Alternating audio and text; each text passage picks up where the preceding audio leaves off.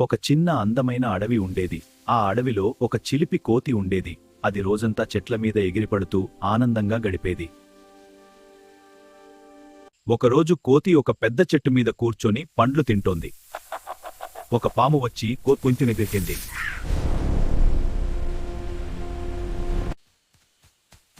అయ్యో, ఏమైంది కోతి? లేచి చూడు.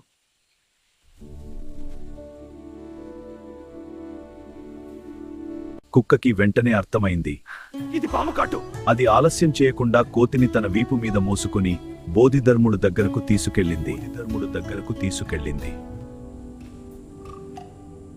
బోధిధర్ముడు కోతిని చూసి పరిస్థితి అర్థం చేసుకున్నాడు.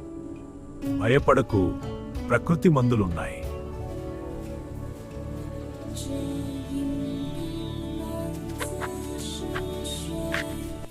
నన్ను కాపాడింది ఎవరు? నువ్వు నా స్నేహితుడని సహాయం నా బాధ్యత. నాకు కొత్త జీవితం ఇచ్చింది నువ్వే. ధన్యవాదాలు నా స్నేహితుడా.